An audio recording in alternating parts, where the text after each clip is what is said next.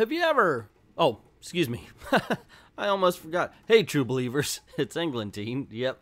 Oh, my goodness gracious. So anyway, have you ever read an article and just from the title alone, you're like, you know what? This is going to be bullcrap. But I just have to read it.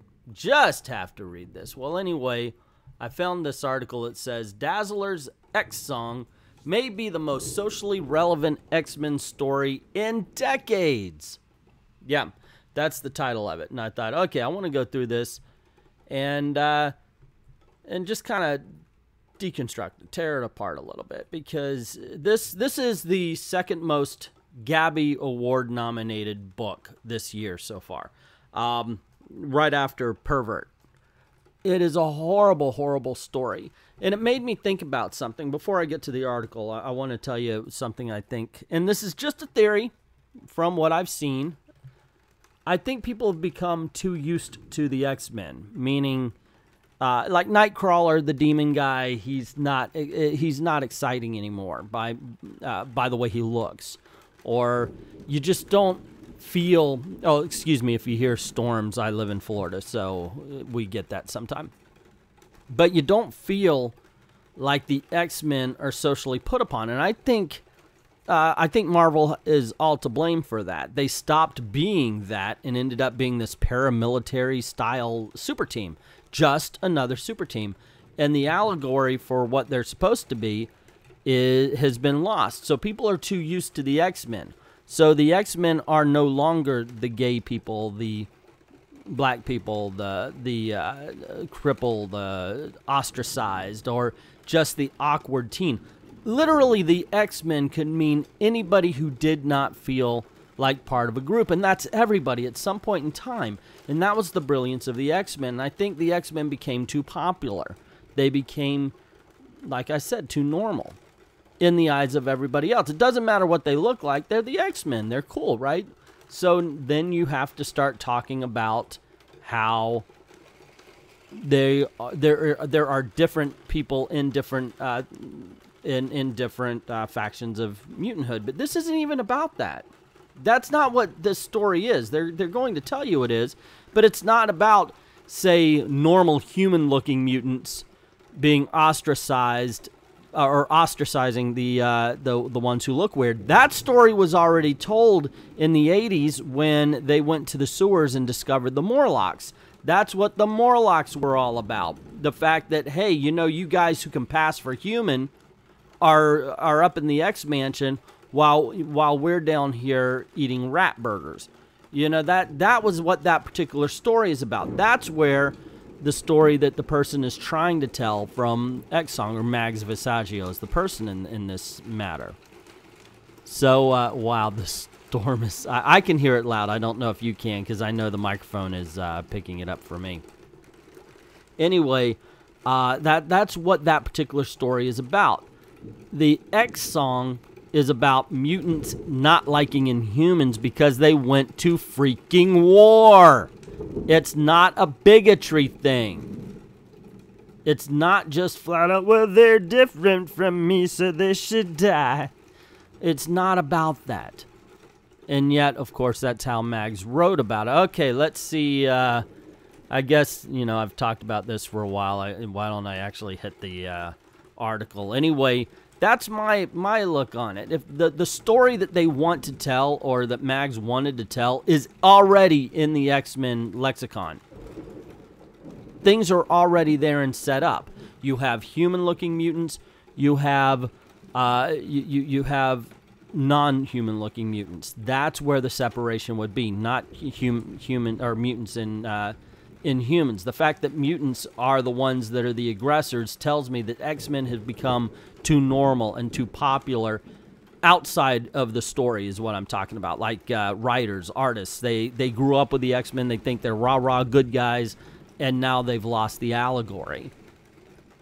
Wow, this should be in a Comic Sucks. I've been thinking about this other series of doing Comic Sucks where I talk about a problem. I may just focus on this for that. Anyway, The article goes on to say the X-Men in all their glory have never dropped the torch social relevancy for very long, even if the myriad titles making up comics' greatest superhero soap opera teeter back and forth in a mire of time travel, children of the characters from alternate timelines. They often write themselves back to the wonderful world of allegory, even if it can be heavy-handed in its execution, which, by the way, Dazzler X-Song by Mag Visaggio is absolutely heavy-handed. Oh, and this is going to spoil the story of Dazzler a little bit, but that story was already spoiled. The-dum-bum-bum. Let's see. Recently, Tom Taylor and Mahmoud A. Asrar's X-Men Red has plunged back into the social political roots from which the original team was birthed. This is one of the reasons why people are not liking Red. Red paints its message of social awareness and inclusion in broad strokes that feature a lot of bigoted iconography, i.e. mustard, hot dogs that taste of mustard, and bigotry. Picket lines filled with bigoted messages, tiki torch wielding man-children with hate in their hearts, i.e., et cetera, et cetera. That is sadly still relevant in the 24-hour news cycle. The nuance of social climate has been brought to life in a Dazzler comic. Actually, it says has be brought to life, but sometimes these articles, this one's in CBR, don't really have good editors, and I don't have good English, so it's okay. Let's see. Dazzler X-Song is a one-shot heralding Dazzler's return to the X-Men, specifically in the pages of Astonishing. I've always said you do not want to wish your favorite characters back. You don't. They continue to try. You know what? I'll talk about that later some other time. I was about to say, okay, you know what? No. Dazzler, they keep trying to update her. They should let her age. Instead of having her whatever the music of the day is, let her age. She's as old as like any of the regular X-Men. So why isn't she aged a little bit? She doesn't have to be the punk princess, because that's what's hip or anything like that. It's just silly. Anyway, but the return of Dazzler plays second fiddle to the real story of the issue. It follows two Inhumans who are attending Dazzler's pro-mutant show. At them, they are bullied by a few bad seed mutants who want to draw a line in the sand separating themselves from Inhumans. See, this isn't... Okay, I'm sorry.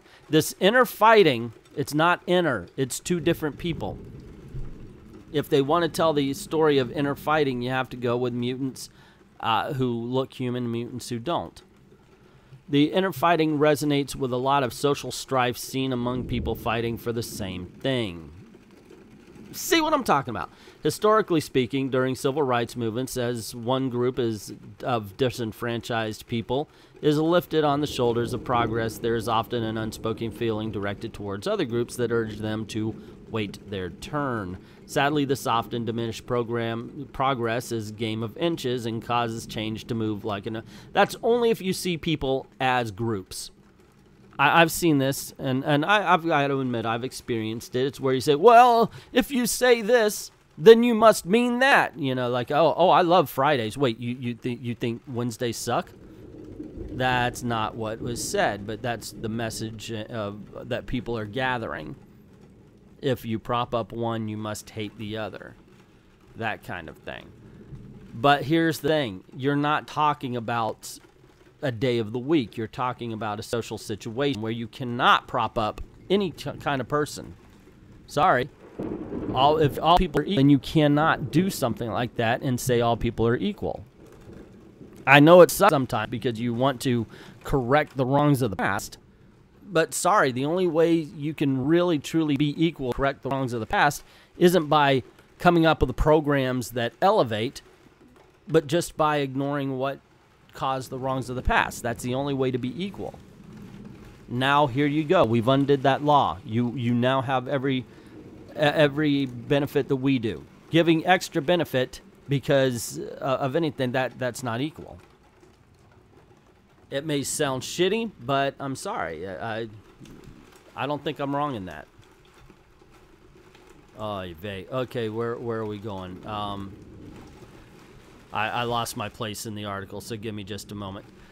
This notion of having to wait your turn can create pockets of resentment. The writer of Dazzler X-Song, Mag Visaggio, tackles this sort of infighting with a level of lightheartedness that never loses track of its message. It loses track of the story. That was the fucking big problem of this book, is the fact that it was all message and no story. Sorry if I'm ranting a little bit, but this has caused me to rant. I think it's this was not a good book for any kind of social message. Visaggio has always had a knack for taking a socially relevant moment ripped from the headlines and present in a way that does not seem like it's trying to force the reader to change their mindset. Excuse me for just 1 second.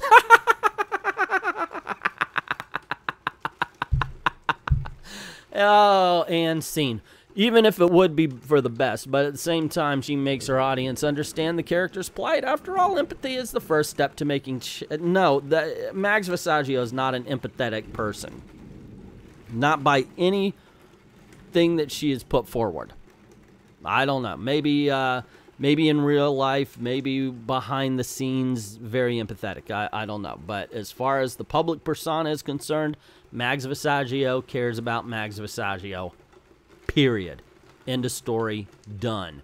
This notion of Inhumans and mutants rallying against one another at a pro-mutant concert also speaks volumes to the notion of inclusion. Just because someone up on stage tells people that a specific group is welcome and should be celebrated does not mean others should be excluded. That is true. That is absolutely true. I agree with this. Sorry, guys. It's really tearing up out there. I don't know if you guys heard that.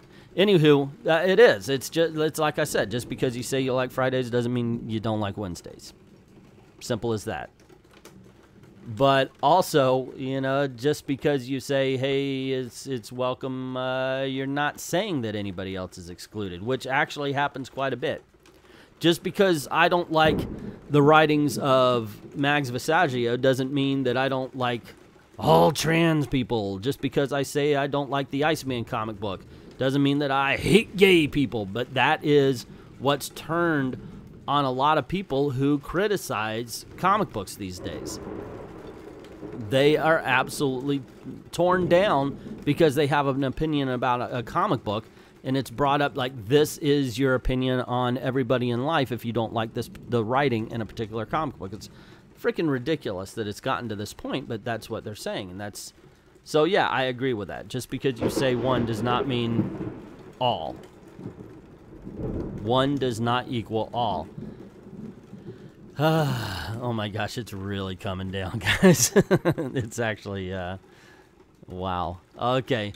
Where am I again? The notion of Inhumans and mutants rallying against one another at a pro-mutant con speaks volumes. Oh, sorry. And yes, we're still talking about a Dazzler comic book here. Well, kind of. You stop talking about the comic book and you're talking about what you think it means. X-Song might go down in comic history as just another footnote. Yes, it will. And the massive tome that is the X-Men comic canon, but that doesn't make its message any less meaningful or important. This is a comic book of the times, and hopefully in the decades to come, young readers first rediscovering the X-Men will stumble upon Visaggio and Braga's story only to find the negative notions harbored by the less than desirable Inhuman characters as passé.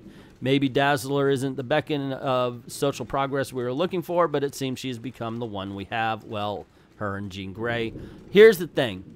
I would say go read a book called X-Men God Loves, Man Kills. It has the same message.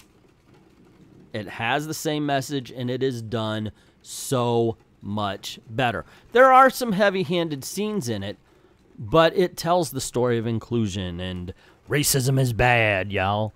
I mean, it covers all the bases that they're saying that Dazzler does, except for Dazzler does it very, very poorly.